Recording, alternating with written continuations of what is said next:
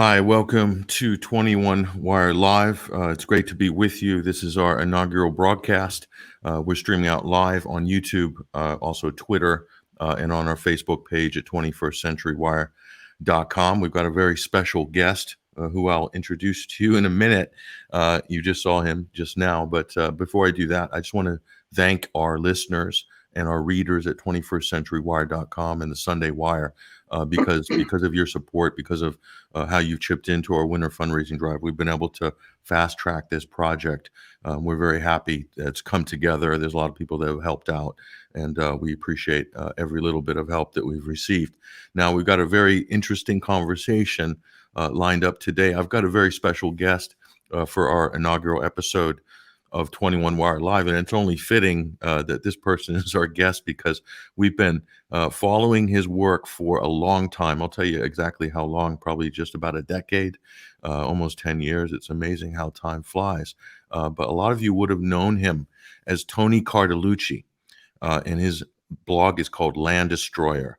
And this is a really seminal blog site, in my opinion, and someone whose work we've cited many times. And I know a lot of people that have done the same. And he's been really at the forefront of the conversation, of the deep research, the deep dives, especially into things like color revolutions and the Arab Spring and how that was engineered via the West. And so I'm very pleased to introduce to you our guest is Brian Berletic, aka Tony Cartalucci. And Brian, I just want to say it's great to have you for our inaugural episode, and I appreciate you joining us. You're joining us from halfway across the world. You're in Bangkok, Thailand. You're in Southeast Asia. That's where you're based. But again, thanks, and congratulations that you're in a way out in the world now as yourself. I know you've been writing under a pen name for a long time. That's a story in itself.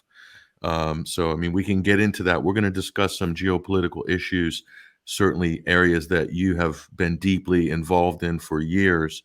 And I think you're going to bring a lot of, great detail and insight into that conversation. But just to start, introduce yourself. And this is, by the way, this is a new format for me. And this is a completely new project. So, if there's any technical hitches, everybody, we do apologize, but hopefully things will go smoothly. But firstly, Brian, I'll give you the floor for a bit.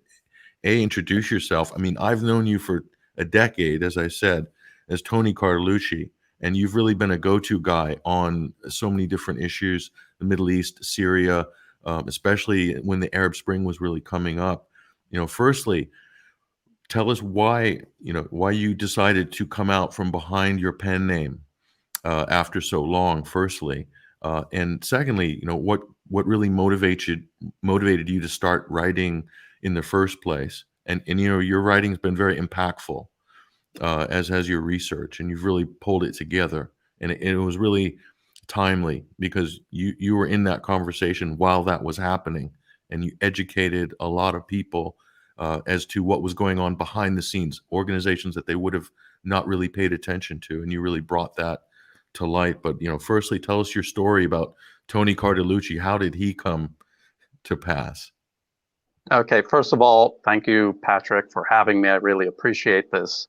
And so yeah, just to get started, I joined the U.S. Marine Corps right out of high school. I was still 17 when I was at basic training, and I was a very patriotic person, but I was very quickly disillusioned with everything that I saw. I was in the Marine Corps when 9/11 happened, and at first I was tricked like everybody else was. And then, because my specialty, my occupation was electro-optical ordnance repair, it was like fixing very advanced weapon systems. I never was really gonna ever go to combat, but on a, in terms of principles, as I started to kind of learn what was going on, and then as we started gearing up for war with Iraq, I started to wake up and see that we're just making stuff up to go to war with these countries, and I couldn't go along with that. It was to the point where I got out of the Marine Corps, and then I just left the US because I wanted nothing to, I didn't want it being done in my name. And I've been in Thailand ever since. So that was around 2004. And I wasn't really writing at that time, but I was doing a lot of research. And I would say around 2010 is when I started to write, because I was paying attention to a lot of things the US was doing around the world. And I thought in Thailand, I would be relatively, isolated from that, but it's not true. The US meddles everywhere, all around the globe. And I saw them doing it in Thailand. And there were these protests. It was kind of like a prototype for the Arab Spring that would follow the next year. You had the facade of a peaceful protest. You had clandestine militants and the mystery gunmen that came in and were shooting people on both sides. I saw all of that happen right in front of me. And I was trying to tell the world, because I saw the BBC, CNN, AFP, Reuters, all of them. I know for a fact that they knew what was going on, but they were deliberately lying about it, because you could follow them on Twitter and you could see them live tweeting like, I'm hiding behind a tank, and the militants are shooting grenades, M79 grenades at us. But then when they write the article, when they get back to the office, they don't even mention the militants. And so when I saw the Arab Spring begin to unfold, I recognized it immediately. And by the way, why was I writing as Tony Cartalucci, a pen name, was because in Thailand, people were dying in the streets, and the regime that the US was backing and wanted to get back into power, they had a regular habit of killing their opponents. And people much bigger than me would get machine gunned, in broad daylight. So I thought it would be smart to try to lay low and just write this information and put it out there, and hopefully other people would take it and run with it. So when I saw the Arab Spring begin to unfold, I just felt like the 2010 violence here in Thailand was over, but I knew that wasn't the end of it. And I just felt like if I could raise awareness to this whole process, the US government regime change machinery, if I could explain that and raise awareness, there would be a chance to blunt it in the Middle East and then blunt it before the next round started in Southeast Asia. So that's pretty much what got me started and what keeps me going right now. It's a kind of like self-preservation, basically. I mean, I'm here, my family is here, and so that's why I was doing it. And I had to come out. I had to come out from behind my pen name, because a lot of people, they've been trying to dox me for years. When they couldn't figure out who I was, they just made up stories about who I was. And there's this poor guy, Michael Persh, who for 6 years they said I was.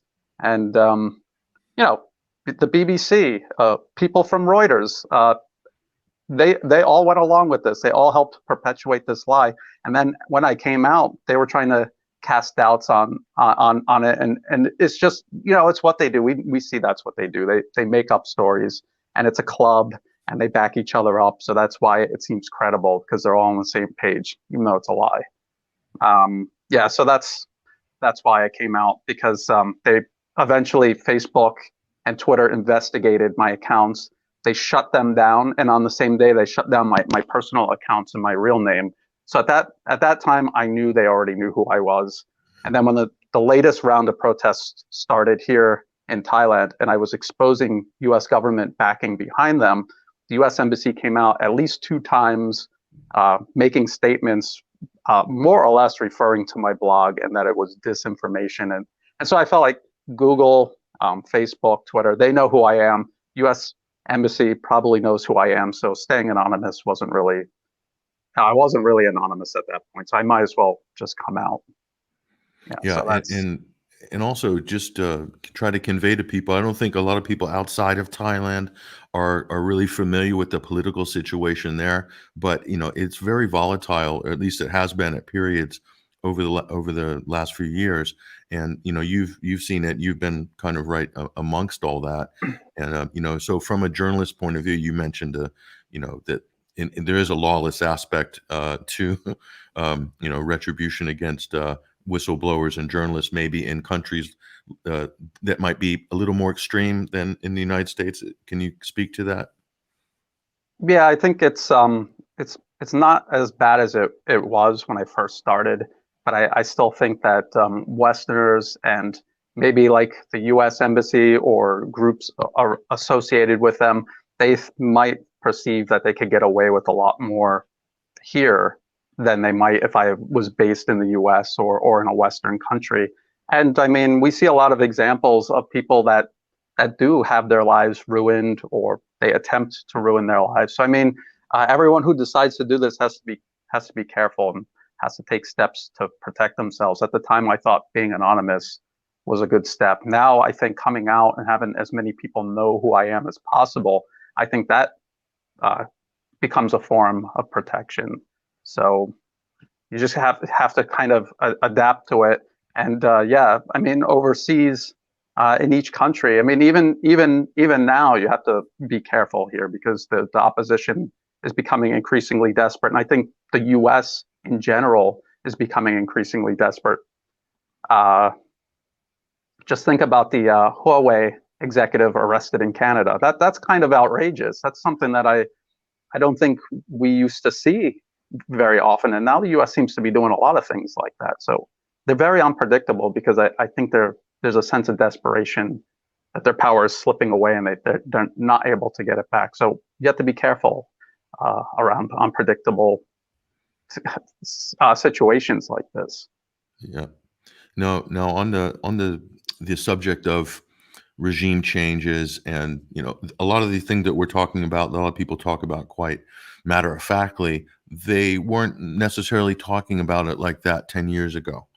And so when the Arab Spring came out, that's when I became very tuned into your work and seeing it republished in a lot of different places. And you exposed kind of the what was going on in Egypt, and the involvement of Google's kind of young global leaders programs and things like that.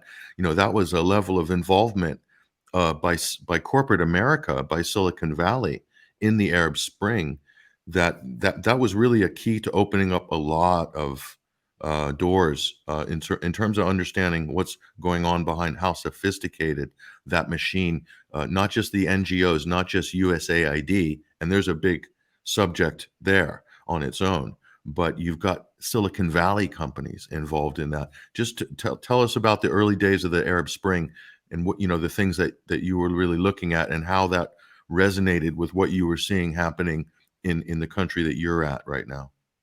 Okay, so for the Arab Spring and for the the U.S. Color Revolution machinery, what I did was I was following the money basically.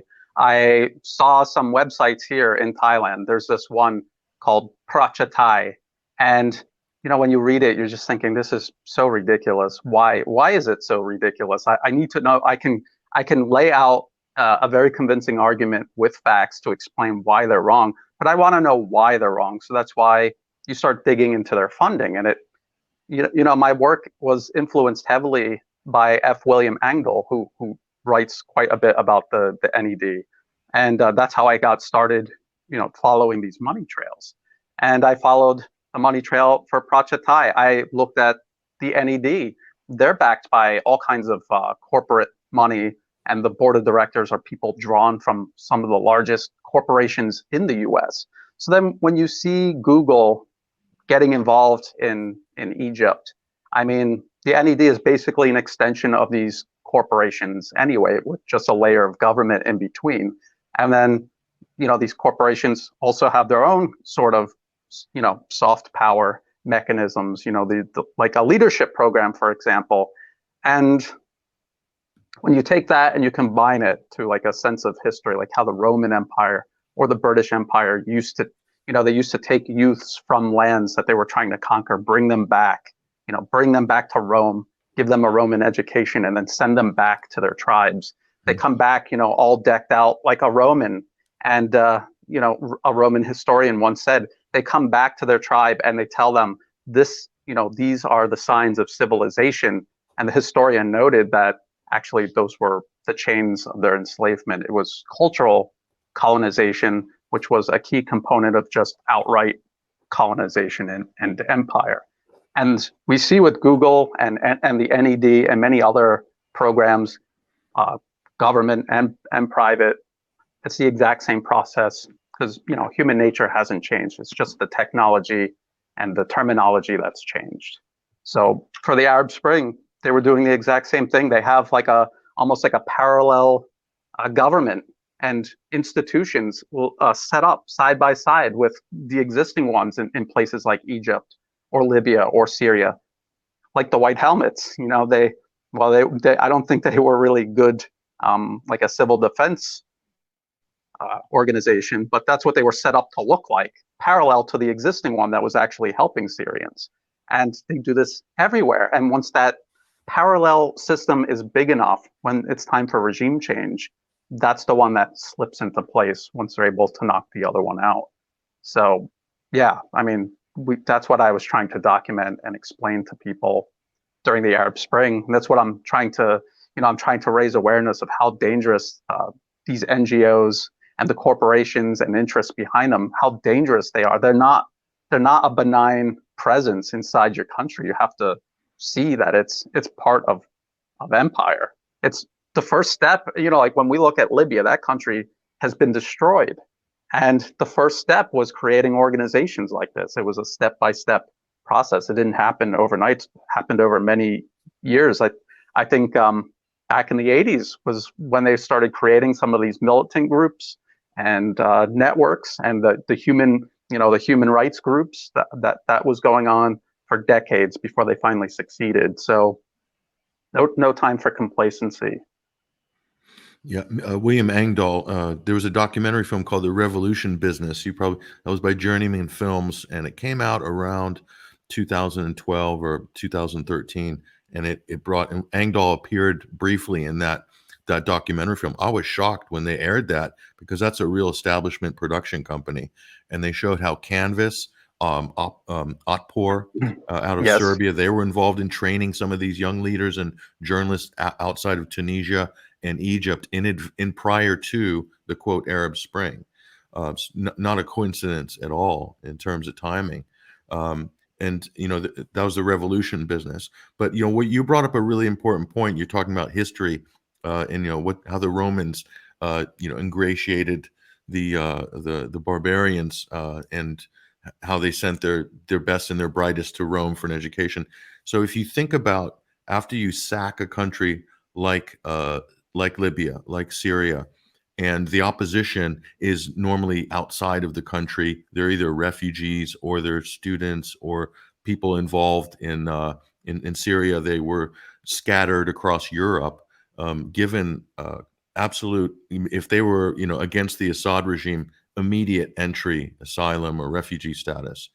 And from there, they're very quick to, whenever you hit Iraq or you hit Syria or you hit Libya, you want to get that expatriate community, that diaspora, that opposition, and that becomes, with the Western education and the political indoctrination and giving them support as an opposition person against the Assad regime. You're building the fifth column politically outside of the country.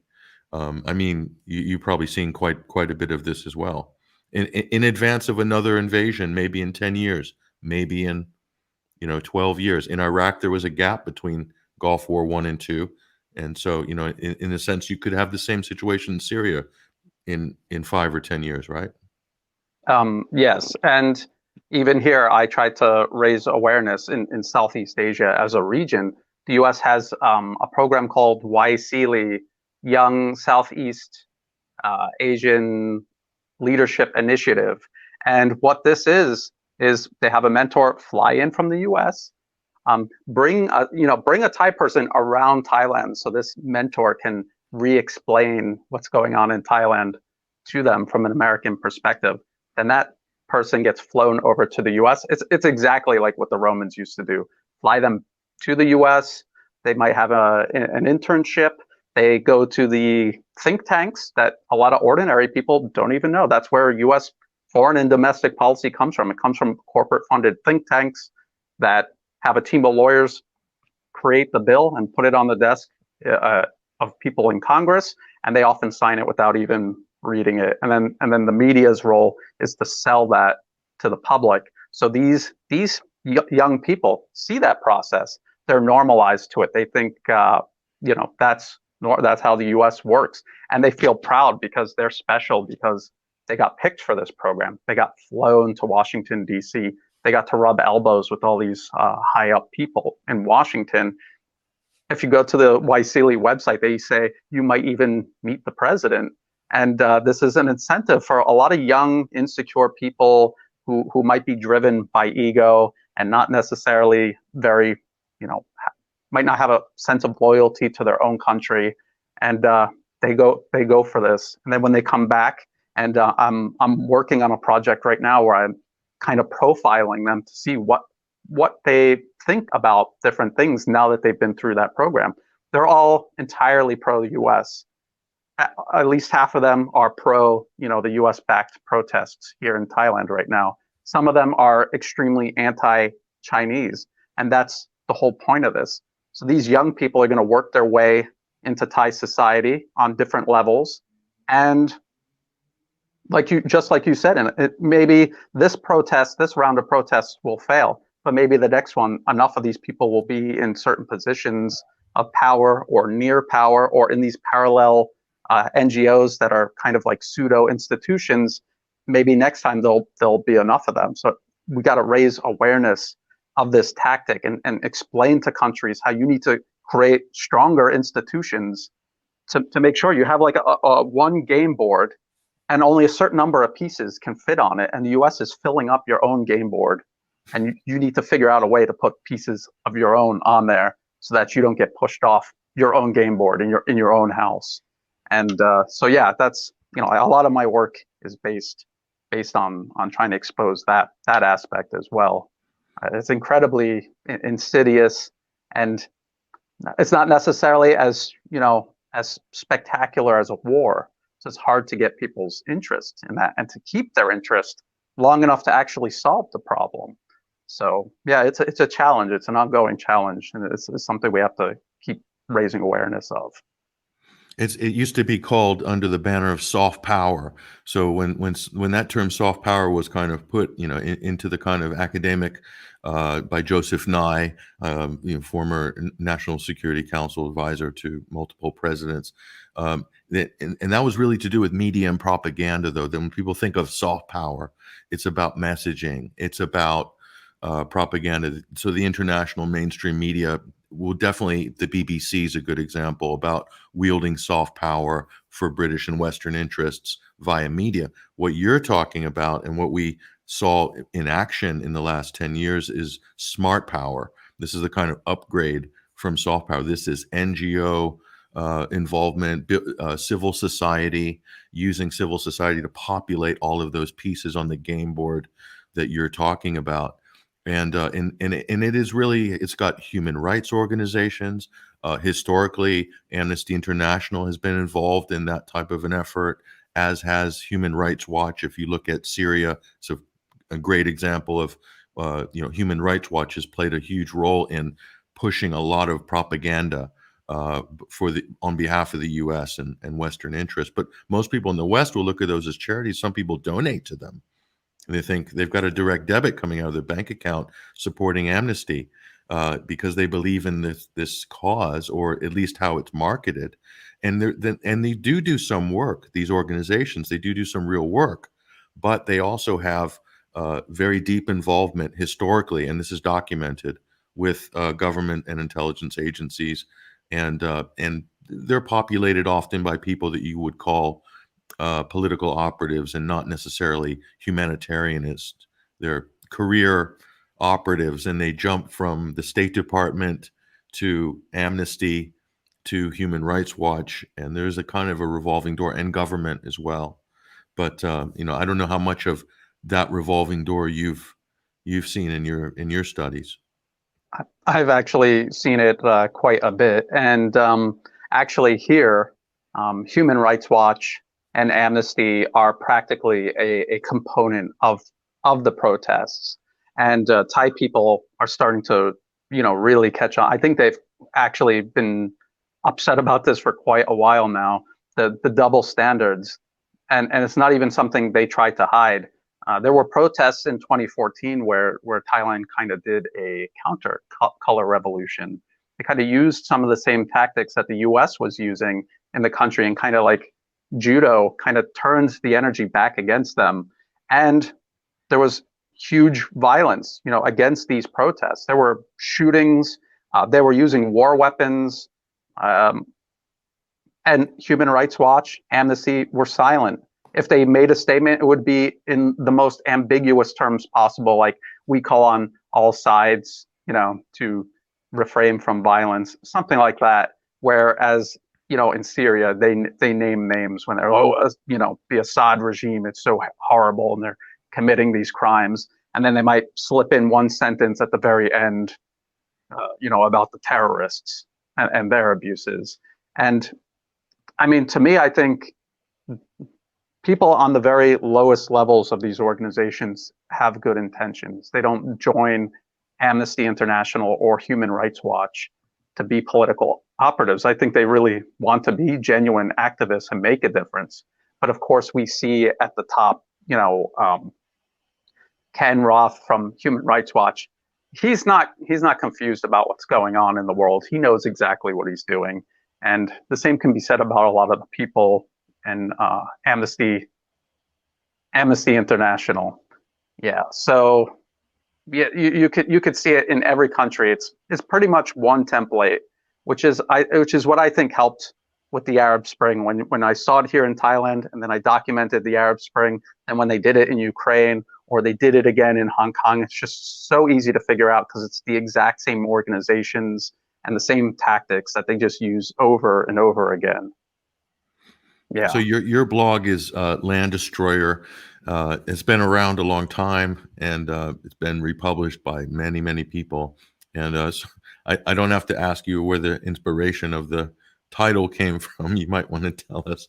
I think it's a great title, but it's very much like your work. It's really kind of, punches straight to the point on things. But people can go to Land Destroyer and see Brian's work and Tony Cartalucci's work of the last 10 years as well.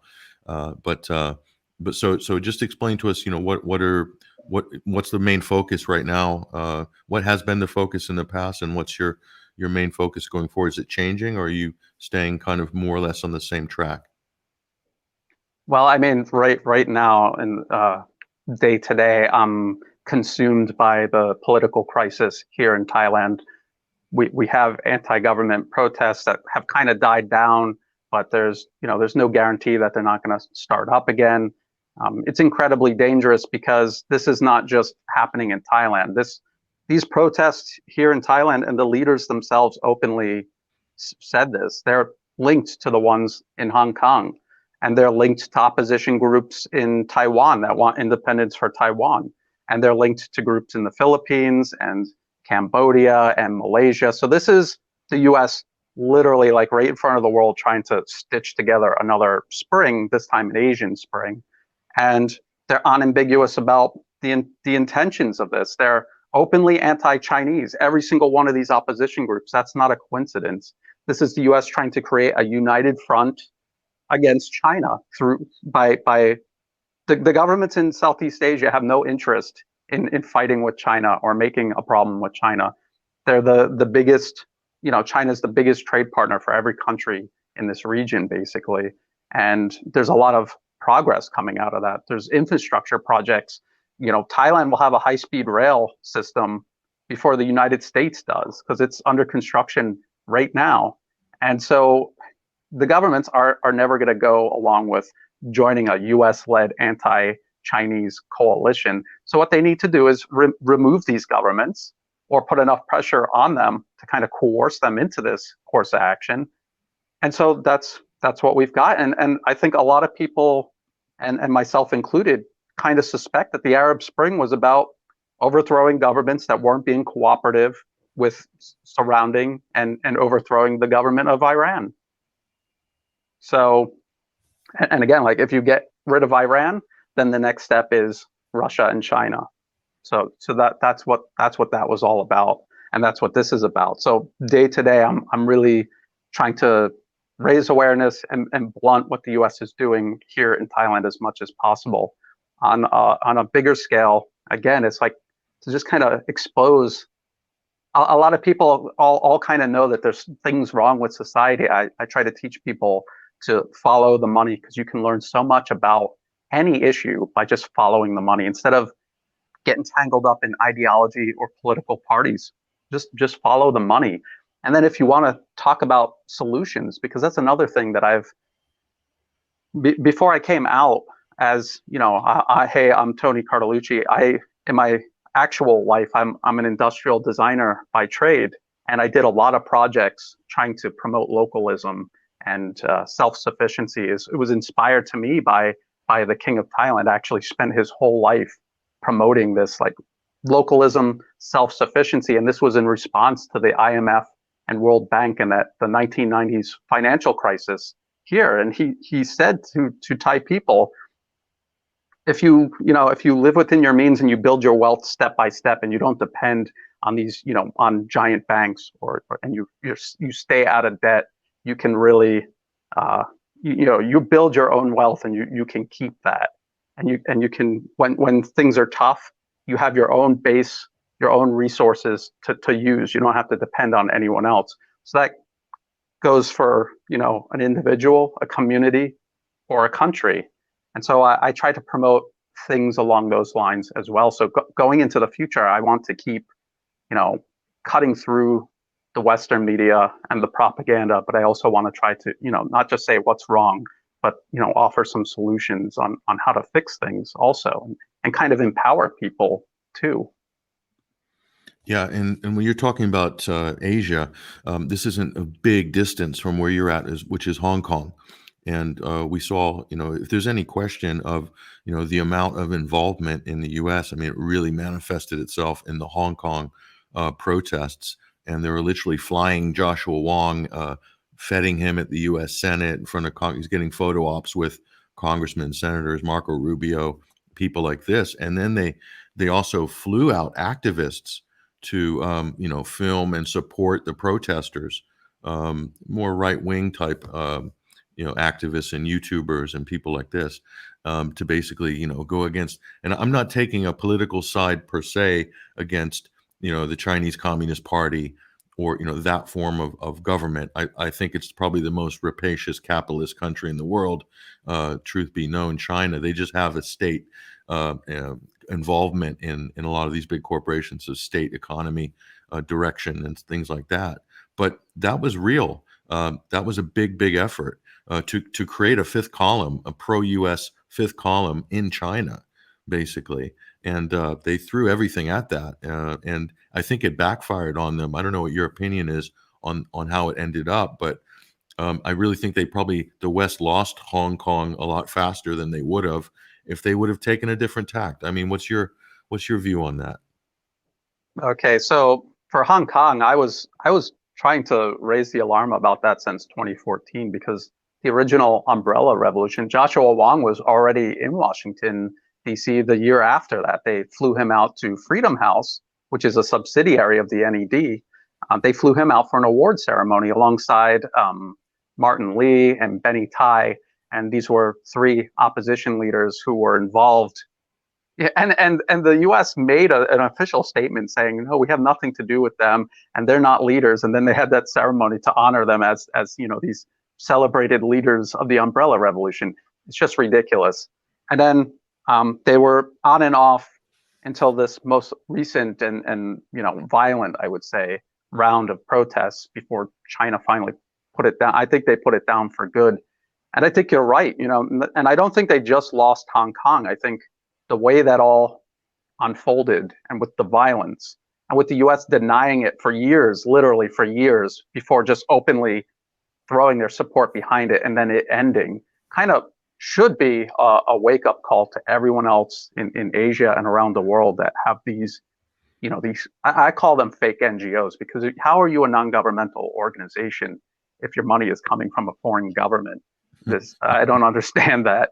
But if you've got these groups in your country and they're active, this is what their end game is. This is what they're trying to do. It's a huge national security threat.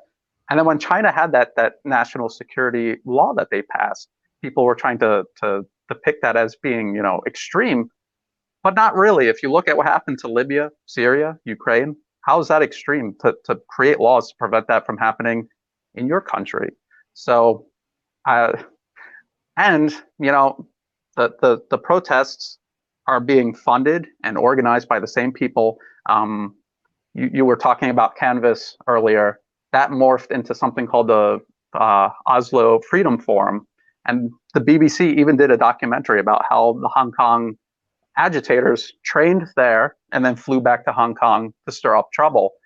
And we have Thai protest leaders who went to Oslo Freedom Forum side by side with them. That's why, when they come out now and they say, oh, we're linked together. Yes, of course you are. You're funded by the same people.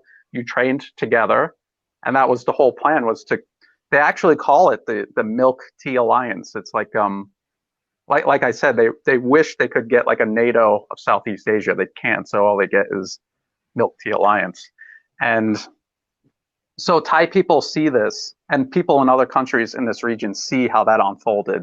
And so now when you say Hong Kong model, the protesters tried to promote that as, oh, we're going to use the Hong Kong model to transform Thailand into a democratic country. But everyone just saw how the Hong Kong model ended. So they're like, no, we don't want that. And maybe if you're using the Hong Kong model, we need to use a Beijing model or a variant of it to put an end to it, because we don't want that in our cities. We don't want, people getting torched or our infrastructure destroyed and our roads constantly blocked over this. This is not worth it. And when you know who's behind it, that it's the US, it's not even the people of Hong Kong behind it, it makes it even more unacceptable. So, yeah, I think I kind of agree with you on that. And just let's talk a little bit about some underlying beliefs or values. Everybody who's a journalist or an analyst, you try to be as objective as you can, but at the end of the day, you can't escape. I don't believe you can escape having some, firm beliefs or underlying principles. And let's say if you support the concept of international law, for instance, this is a big subject of debate. The liberal internationalists will always look to international law or multilateral institutions or the United Nations, for instance, as the sort of path to finding some resolution to some situation internationally. Whereas the realist, the hardcore, the realist, the neoconservative is a kind of an extreme realist that, they're basically saying might is right. These international institutions mean nothing. But out of both of those sides, and we saw both of those sides attacking Syria and attacking Libya and attacking these countries overtly militarily. And they don't seem to believe in or respect the national sovereignty of the country. So in other words, what I'm saying is it possible, this is a rhetorical question, of course, you probably agree with me or may or not agree with me. Is it possible to maybe not support a government or a leadership of a country, but still support the country's sovereignty? In other words, that this right to protect, or the responsibility to protect or to intervene on a human rights platform, as we saw with post-Arab Spring with these countries. Some journalists, I don't believe they really have, they don't hold that value of the respect for national sovereignty.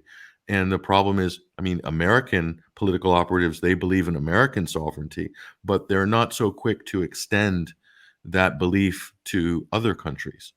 So, to speak to that issue, I know you have a certain belief set as well that instructs your journalism and the positions you take. But go ahead and talk about that.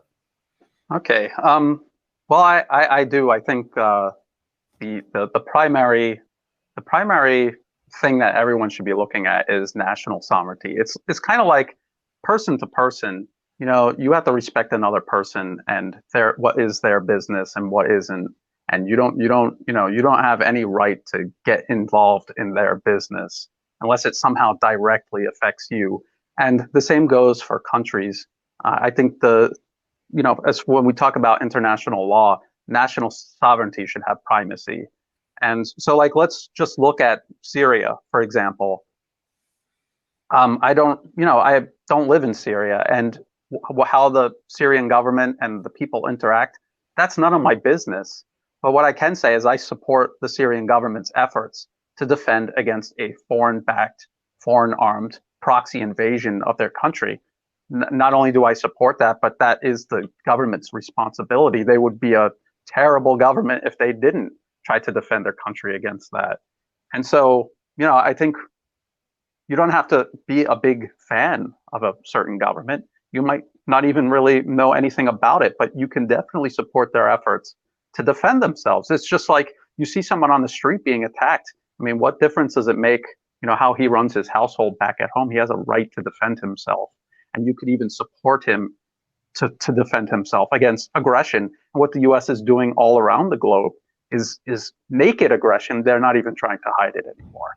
So, yeah, I mean, and like as far as my own personal principles, I mean, I try to be a practical person.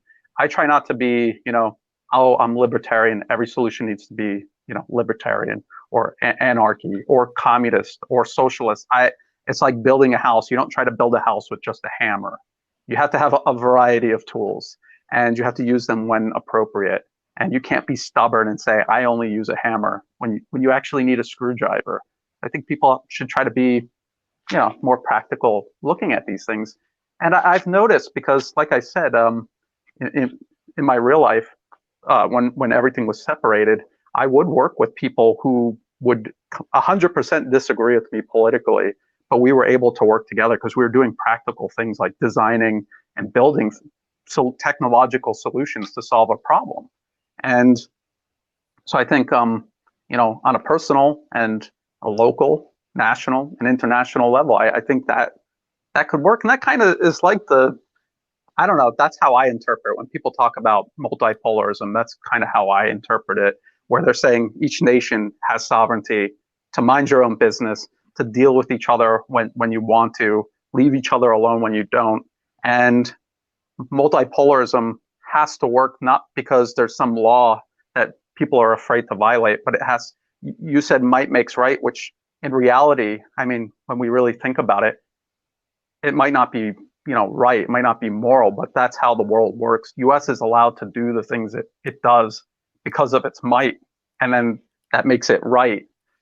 And multipolarism will work when that might is distributed, when nations have the ability to defend themselves against, just one country that's overwhelmingly powerful that nobody can stop. That's what I think. That's what I want to try to work towards promoting, actually. Yeah. Now you're getting to the nub, to the nub of the issue in the international conversation. I mean, no one's going to deny that human nature is that more powerful countries will be able to wield influence over weaker parties. That's been proven in trade negotiation models. That's been proven in all sorts of studies. There's a whole girth of academic work that kind of backs that up. But then there's the other side, which is that how do you resolve conflicts when you have opposing forces fighting over limited resources, for instance? So then you have to kind of hopefully fall back on some kind of agreed framework of conflict resolution. So I agree with you, and I also think that the international community, the United Nations, I think, is hugely flawed and massively corrupt, by the way, deeply, deeply corrupt.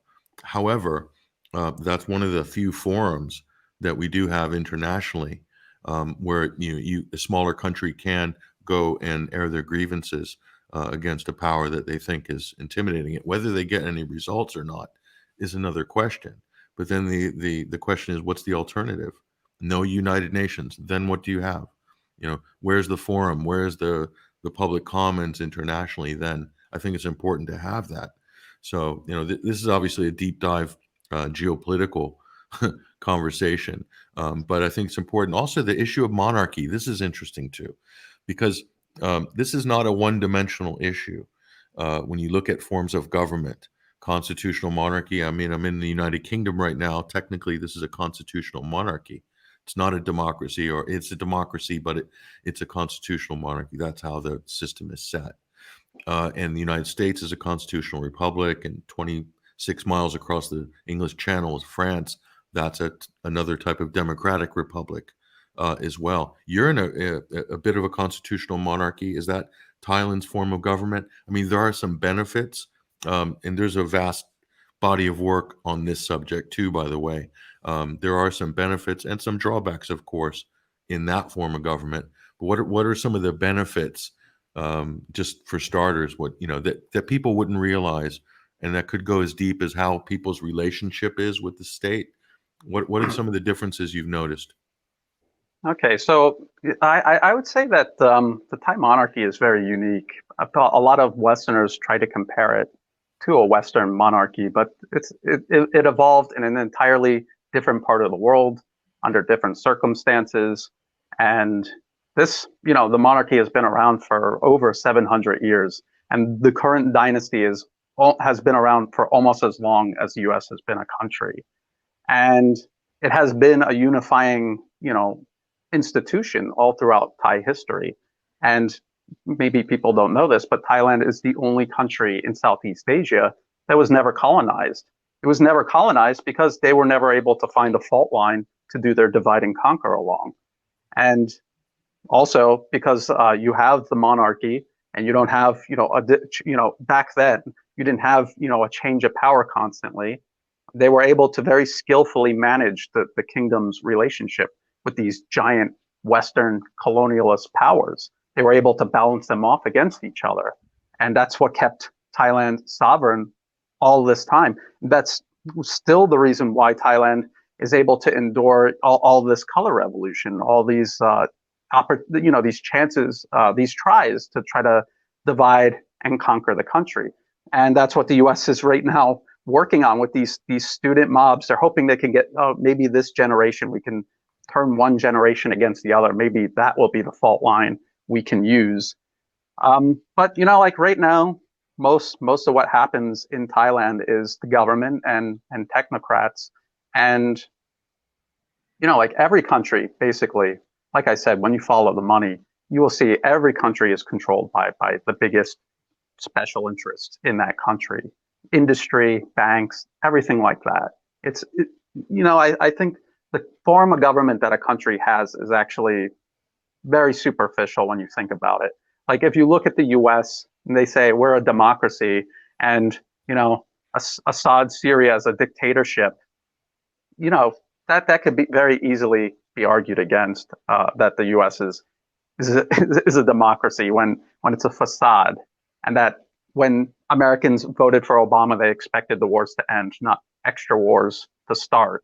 And when they voted for Trump, they expected him, especially with all the things he promised, for those wars to end. It's very obvious that in the US, what the people want, they're not getting. So someone would have to explain to me how that's not a dictatorship when you actually really look at it.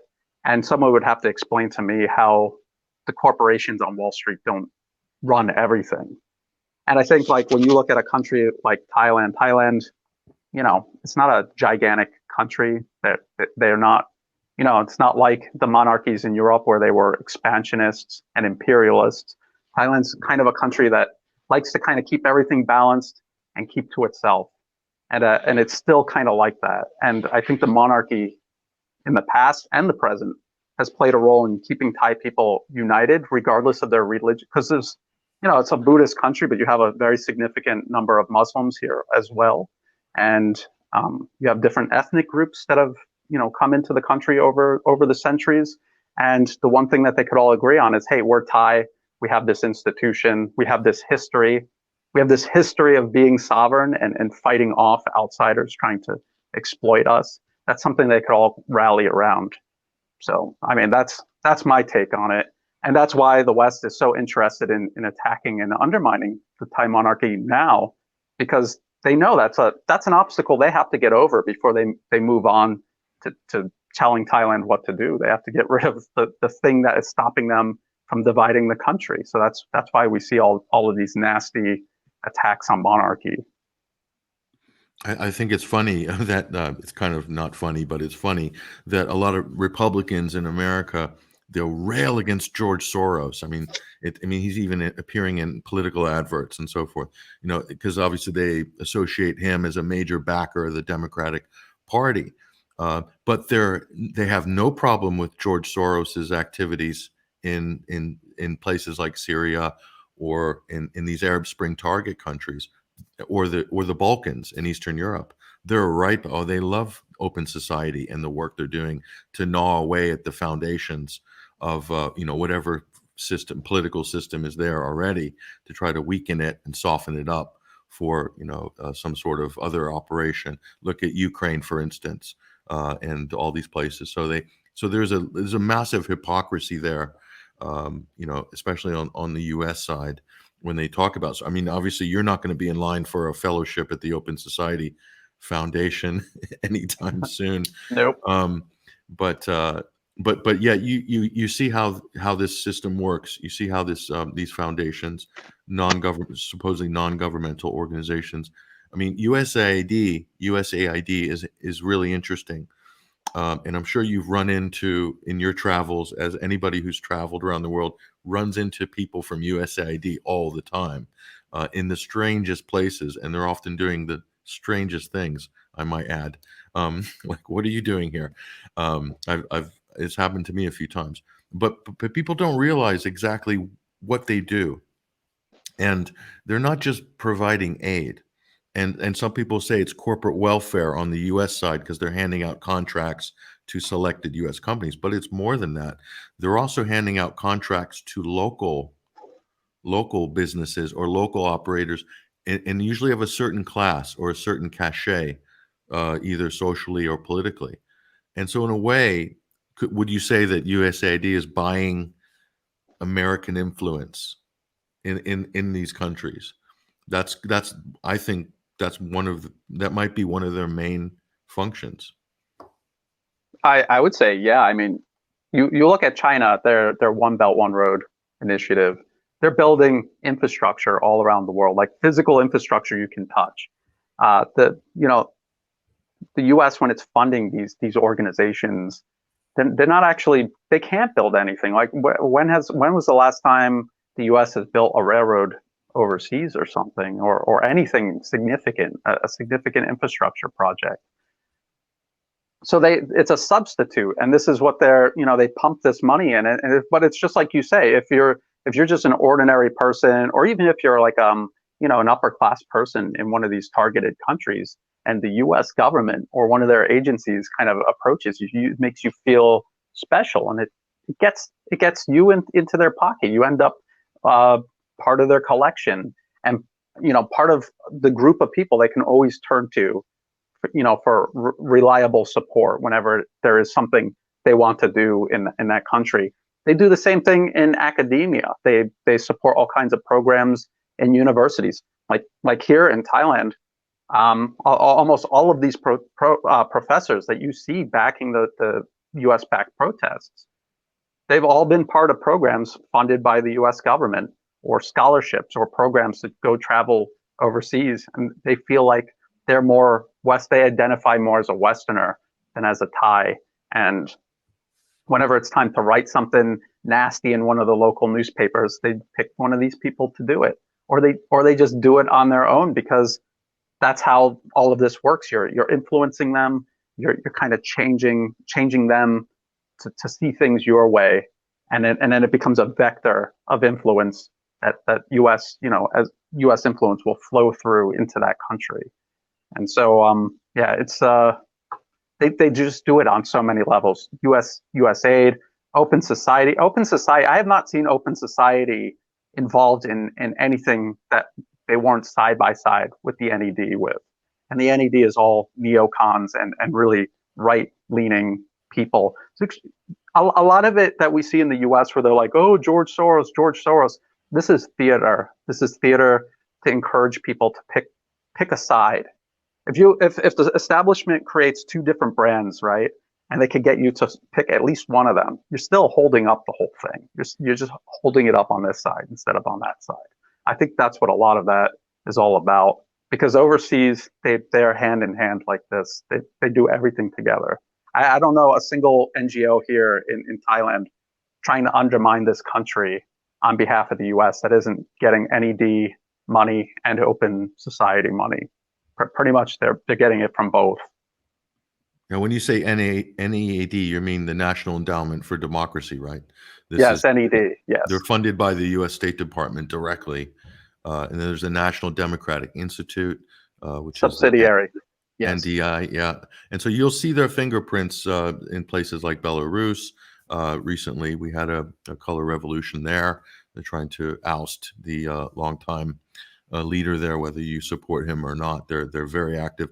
And there's other organizations like the German Marshall Fund, which is kind of a slush fund for this type of activity. That was a hangover from the Second World War, but it keeps the U.S., gives them a nice footprint for this. They were very active in the Ukraine as well, and they'll back certain candidates, and they backed the female opposition candidate in Belarus as well. Drafted articles and did a lot of public relations as well. So it's really about creating consensus, and also you're right about creating that idea that if an opposition says we have U.S. backing, that has some cachet amongst certain people in those countries to know that they've got U.S. backing. So if they come into power, they'll have the ear of Washington, and that could be good news for the country economically or something like this. It's kind of a carrot, and a few carrots are being dangled there in those situations. I mean, we just got a few minutes. We're going to wrap up pretty soon. It's been a fantastic conversation, obviously. So there's a couple things I want to ask you about that I think are really important right now. One is you touched on the Belt and Road Initiative before. What in your opinion, and I know you look at things strategically, and I know you also you share some of your research strategies with your viewers on your YouTube channel and on Patreon as well, and some of these platforms that you interface with your people. So you have a certain way that you're looking at when you're approaching writing an article, for instance, or doing research. But I know you're a strategic thinker. You might have picked that up from your previous life.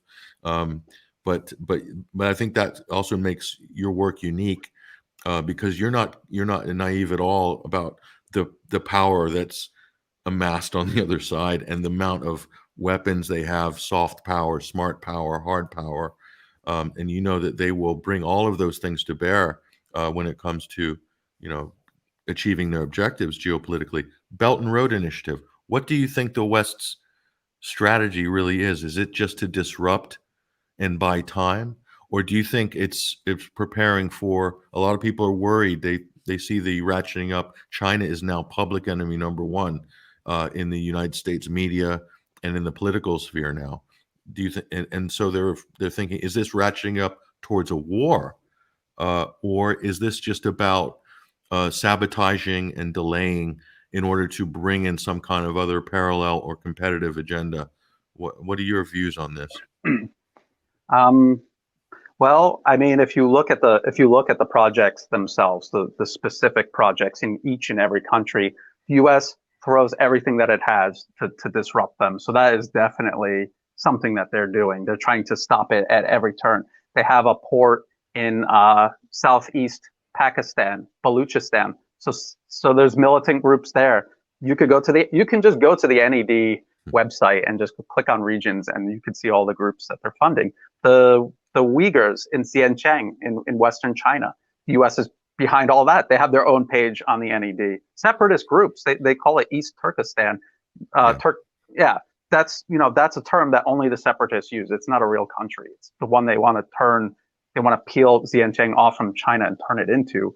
So that's that, and a big component of the One Belt One Road initiative goes through there, through Myanmar, previously known as Burma.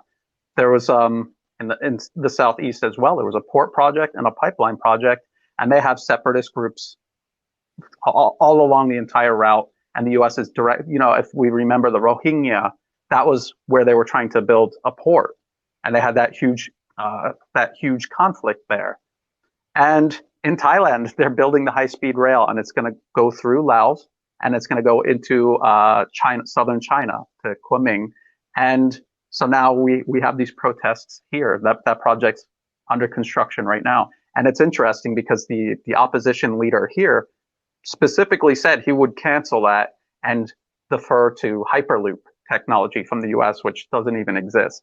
So I think that helps answer the other question. Does the US have an alternative? The answer is no, they don't have an alternative. They're trying to delay, they're kicking and screaming as their empire just shrinks from the rest of the world. And what I think will happen is that these old interests that drive US foreign and domestic policy, they are obviously under threat. They don't have a plan.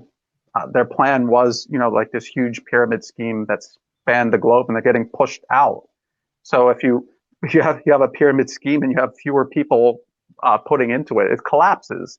What will happen, hopefully, is that America might go through a difficult transition.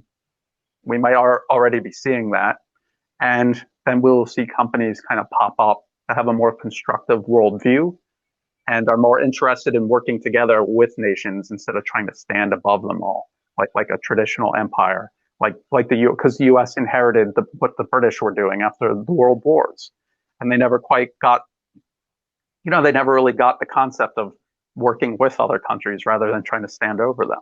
So that's what I'm hoping happens. Who's to say that China isn't going to just take all their power and influence once they gather it and do the exact same thing, become abusive? So I always say, it has to be every nation has to be thinking about a balance of power around the globe, multipolarism, keeping everything balanced so that, no one single country has a huge advantage over the other one. And then that goes to using technology to level the playing field.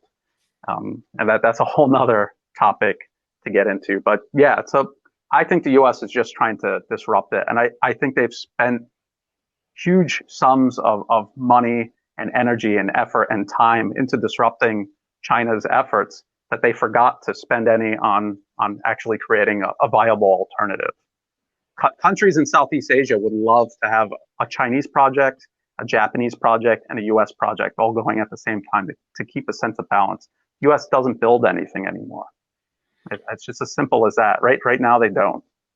Yeah. Yeah, and they used to. That was one of the things that they came with infrastructure to a lot of countries, and that's not happening anymore. So that game is completely changed. But I think you're right, Brian. The remnants, the old habits die hard, as they say, and so they haven't really. I don't think they've adjusted politically. Maybe not even economically or business wise. They haven't fully adjusted to the way things have developed. And I think for that reason, there's going to be some bumpy road ahead, unfortunately, as these two sides try to coalesce in the near future. The other thing is Iran. And you wrote a great article for 21stcenturywire.com here, a dangerous provocation ahead for Iran. And what I liked about this particular story was that there's one quote I'm going to pull here, which you made. This is under Tony Cartalucci's name here, but creating the deal, you're talking about the JCPOA, the Iran nuclear deal. Creating the deal, sabotaging it, and using it as a pretext to pursue military aggression against Iran was always the plan long before the JCPOA was ever signed. Now, that's a really important statement because that really flies in the face of conventional wisdom when people are looking at the Iran nuclear deal as a great achievement of the Obama administration. And I might point out that they never fully implemented that deal, the Obama administration either. That's one of the complaints the Iranians have. And then, of course, the Trump administration comes along after Netanyahu's famous PowerPoint presentation of a supposed nuclear weapons program that he thought the Iranians had, that kabuki theater, as some might call it. Then they withdrew from it and then lopped more sanctions on top with a maximum pressure campaign. And then you see the military standoffs coming. But I think your quote really is important because you're stepping back, aren't you, from looking at the deal and the back and forth, the Brexit type minutia politics. And you're saying that the purpose of the Iran nuclear deal wasn't necessarily to resolve a long-term geopolitical situation, but to potentially accelerate it? Talk to that a little bit. Okay, and by the way, this wasn't me just kind of having a theory and putting it out there. I read, I take time every day to read through U.S. corporate-funded policy think tanks, and this point came from the Brookings Institution, which is funded by the largest corporations in the U.S. and which also happen to be the largest corporations in the world. They're weapon manufacturers, oil companies, banks, you name it. And they fund this think tank to come up with policy papers. And one of them, published in 2009, is called "Which Path to Persia?" And it's which path do we take to overthrow Iran? And they specifically mentioned this point among many others. I suggest people go read it. I know it's a difficult read because I think it's over 200 pages long. It's a difficult academic English.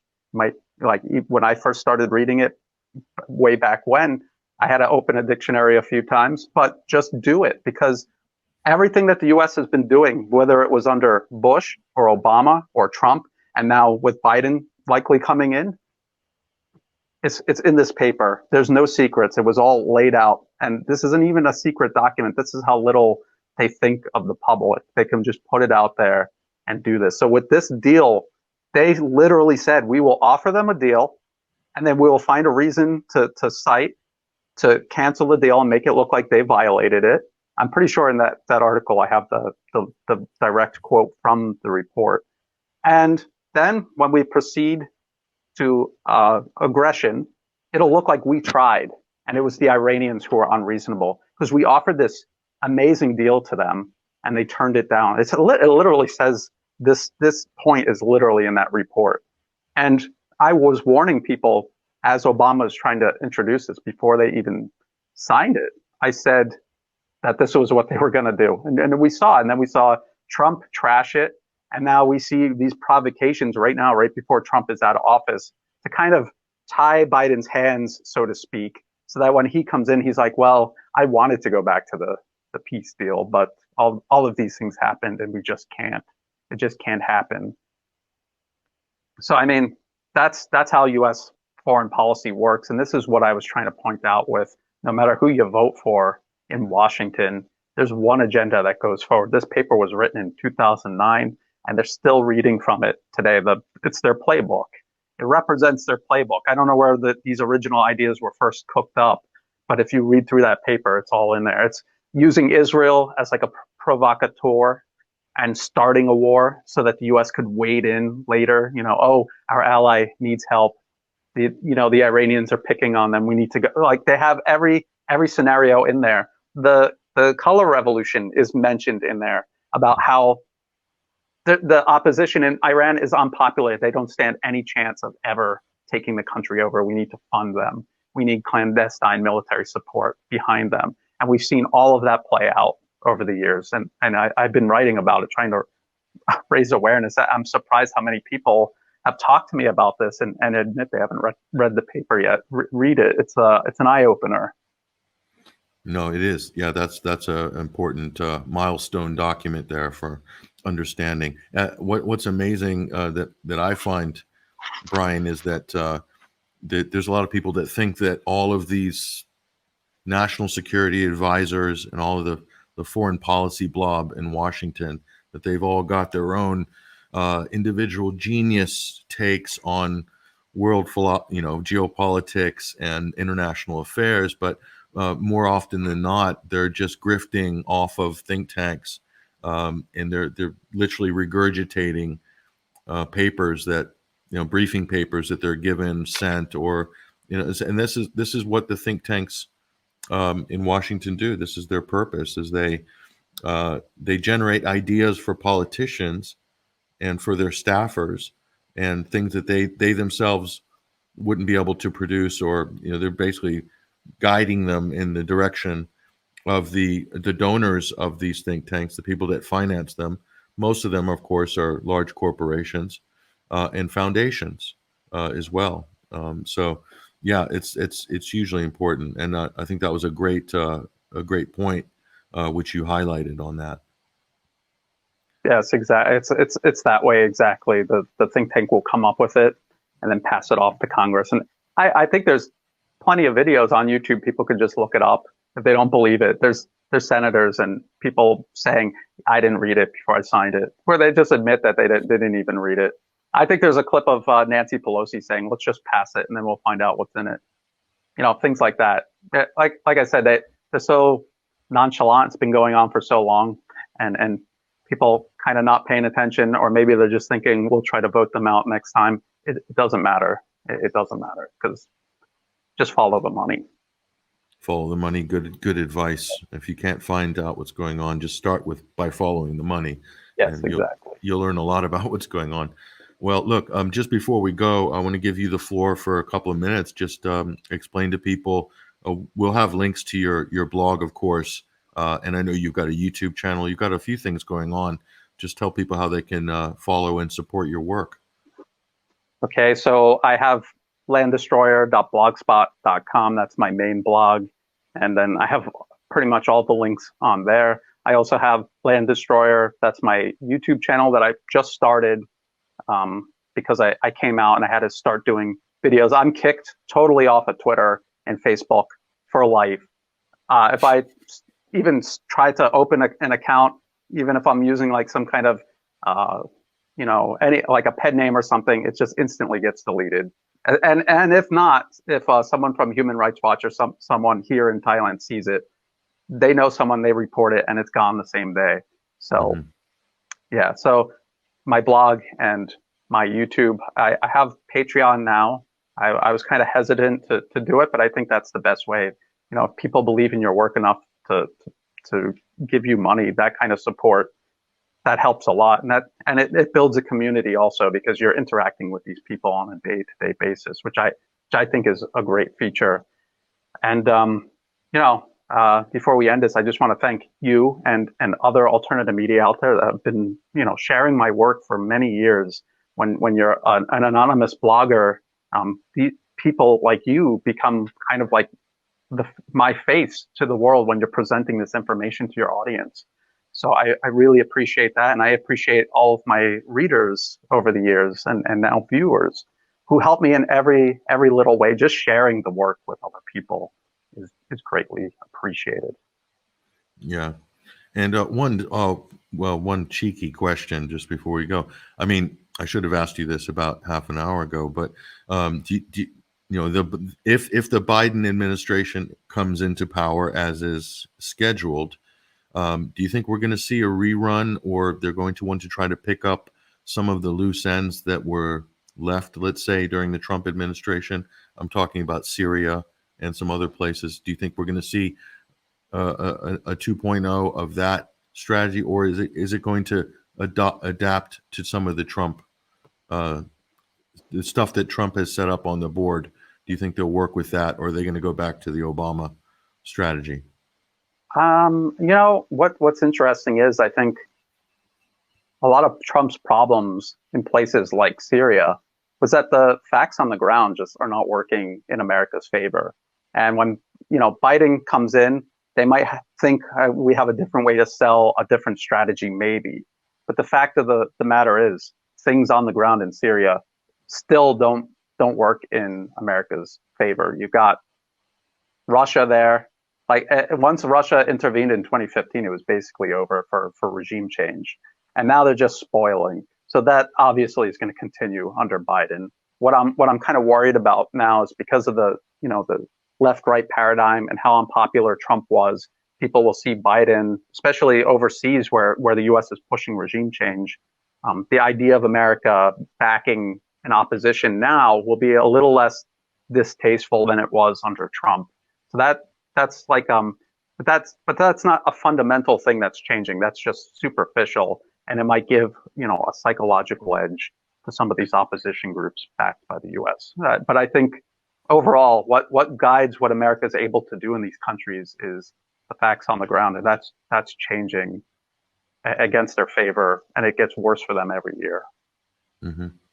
Well, anyway, I want to thank you for joining us. It's been an awesome conversation, of course, And we posted one of your most recent articles up at 21stcenturywire.com under Brian Berletic, now formerly Tony Cartalucci, but Tony's archive is pretty substantial, and it's going to remain there. And so you've built up a fantastic body of work, and so everything that you're doing, just building on top of that and going forward. So I think that's what gives you a lot of credence. So hopefully, now that you're out as Brian, hopefully we can the social media gods will somehow legally or somehow be forced to allow you back onto the platforms. Honestly, the last one that got deleted was under my real name, and they still deleted it. So I think I'm banned for life. Well. Anyway, maybe we'll have to run a petition or some sort of a social justice campaign for Brian Berletic to be reinstated to Twitter. And there's a few of you, Daniel McAdams as well from Ron Paul Institute. He was banned as well from Twitter, which was a massive loss. But anyway, that's something for the future. But anyway, take care, Brian. I want to say thank you very much, and good luck with what you're doing. We'll have more conversations hopefully in the future as well. But and there'll be links to all of your work and how people can see your work and support you on our show page at 21stcenturywire.com. So thank you again. Okay, thank you, Patrick. Well, there he goes, ladies and gentlemen. That is Brian Berletic, a.k.a. Tony Cartalucci. This was the inaugural episode of 21 Wire Live.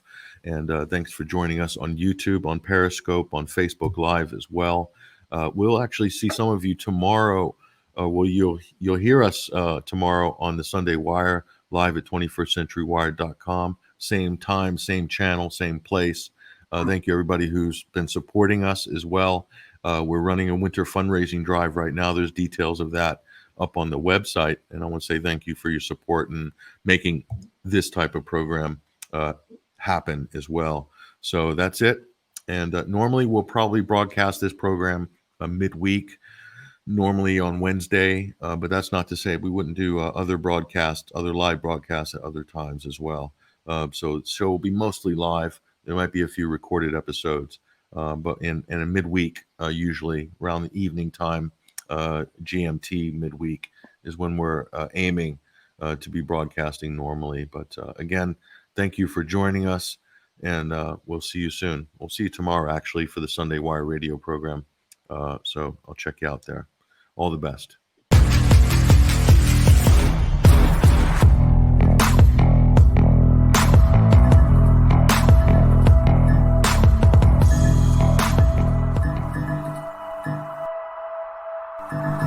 Thank you.